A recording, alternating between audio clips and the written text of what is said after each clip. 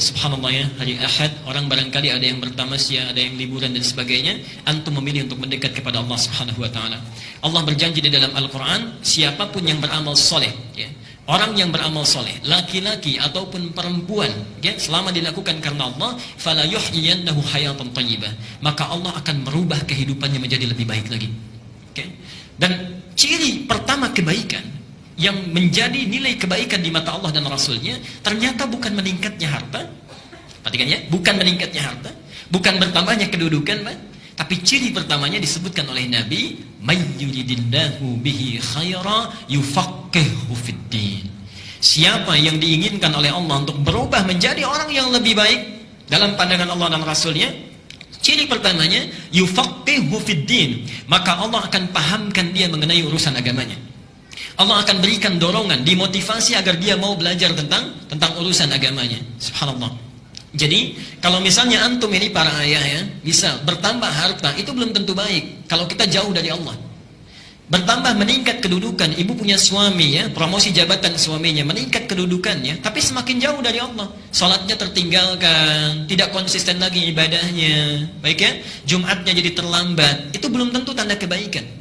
Tapi ketika Allah menginginkan seorang jadi baik, dipahamkan dia mengenai urusan agamanya. Dia paham yang halal dan yang haram. Dia mengerti yang sunnah dengan yang bid'ah. Dia mengerti apa yang harus dikerjakan, apa yang harus ditinggalkan. Dengan itu dia tinggalkan yang haram, dia kerjakan yang baik. Orang seperti ini kata Allah, sekalipun dia meninggalkan yang menguntungkan dalam urusan dunia, antum bekerja ada hal banyak ribanya, mendapatkan pekerjaan lain, pindah. Dengan pekerjaan itu lebih dekat dengan Allah, maka Allah akan berikan janjinya, diganti oleh Allah dengan yang lebih baik lagi ya. Bahkan kalau berhijrah betul-betul kuat niatnya, subhanallah. Bapak misalnya Pak punya pekerjaan ya, di kantor gajinya misalnya sebulan 10 juta, tapi sholatnya terlambat. Dengan sebulan gajinya 1 juta, tapi sholatnya lancar, pilih yang mana? Saya tahu akan pilih 10 juta sholat lancar gitu ya. Cuma dua aja pilihannya. Baik ya. Orang yang masih belum ada pancaran rahmat Allah, dia akan kejar dunia 10 juta, yang penting masih bisa sholat ya. Tapi orang-orang yang mendapatkan bimbingan Allah, subhanallah, dia pindah hijrah. Perhatikan ketika dia berhijrah, diberikan jaminan oleh Allah, surah keempat An-Nisa ayat yang ke-100. Wa may yuhajir fi sabilillah yajid lahu fil ardi muraghaman katsira wasa'ah. Siapa yang bertekad hijrah kepada fi sabilillah, jalan aktivitas kehidupan yang ada naungan Allah di situ, lebih dekat dengan Allah, maka Allah berjanji yajid lahu fil ardi muraghaman katsira wasa'ah. Harta yang dia anggap rugi, Allah akan ganti dengan yang lebih banyak. Dan kehidupannya akan lapang tanpa masalah. Kurang dari penyakit, di rumah berkah, nggak pernah ada persoalan. Antum gaji 10 juta, tiap ke rumah cekcok terus dengan istri misalnya, kan nyaman juga ya. Gaji 10 juta tapi anak selalu sakit ya, kemudian cuci darah dan sebagainya, nggak nyaman juga ya. Tapi Allah bebaskan dari segala hal yang bisa mengurangi dalam kenikmatan hidup kita. Nah, yang terakhir, ini sebagai motivasi juga, tidak cukup sampai di situ, itu baru dunia. Baru dunia. Jadi bayangkan, menuntut ilmu itu, ketika kita jalani dengan baik, kata Rasulullah, ini pertanda kebaikan. Yang kedua itu baru dunia. Lihat akhiratnya, lihat akhiratnya. Langsung disebutkan di 4 kitab hadis utama. Al-Bukhari kita temukan, baiknya di Adabul Mufrad, nomor hadis 746. Muslim kita temukan, Sahih Muslim nomor hadis 1389. Di At-Tirmidzi Al-Jami' As-Sahih ya, Al-Jami' As-Sahih atau Sunan At-Tirmidzi nomor hadis 2682. Dan yang terakhir di Ibnu Majah, ini yang paling lengkap, nomor hadis 219. Perhatikan kalimatnya.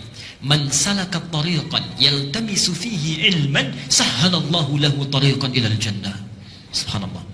Siapa yang menyiapkan dirinya, berangkat dari tempat dia tinggal, menuju satu tempat untuk belajar dari sebagian tuntunan agamanya, sekalipun hanya sedikit saja, maka Allah akan ringankan, mudahkan langkahnya menuju surga. Sahhalallahu lahu tariqan ilal jannah.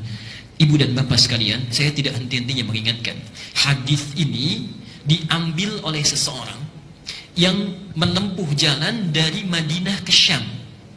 Syam di Syria, yang jaraknya kalau pakai bis itu sehari semalam. Ini beliau berjalan, tadinya pakai kendaraan, dalam riwayat disebutkan unta, tengah jalan berjalan kaki. Bayangkan, jalan kaki itu, dari Madinah sampai dengan Syria hanya untuk mendapatkan satu hadis ini saja. Sampai di tempat yang dituju, ditanya oleh sahibul hadisnya, yang punya hadis, "Indaka haja ukhra?" Anda tidak punya keperluan lain? Apa jawabannya? La faqat uridul hadith. Tidak, saya hanya menginginkan satu hadith yang saya dengar orang lain tidak memilikinya kecuali Anda saja. Jalan kaki hanya untuk mendapatkan hadith. Disebutkanlah hadis yang tadi. Kalau orang dulu bisa jalan kaki untuk dapat satu hadis saja, antum oleh Allah diberikan fasilitasnya, ada kendaraannya, ada yang punya sepeda, ada yang punya motor, ada yang punya mobil, masjidnya bahkan dihadirkan dekat di samping kita, keadaannya bagus, ada AC-nya kalau di luar panas, ada hangat karpetnya kalau di luar dingin, ya nikmat keberadaannya. Kalau dengan seperti itu belum juga termotivasi untuk sekedar mengikuti satu takdim, maka dengan cara apa lagi Allah mesti menjadikan kita orang baik? Dan itu akan ditanya. Saat antum punya rumah tetangga, jalan kaki ke sini, antum punya mobil, punya motor tidak digunakan, padahal bisa saat itu dilakukan, satu saat akan ditanya. Satu saat akan ditanya. Semoga Allah memberikan kebaikan kepada kita, dan semoga hari ini adalah hari yang dijadikan oleh Allah sebagai amal soleh kita, yang disaksikan oleh Allah dan para malaikat.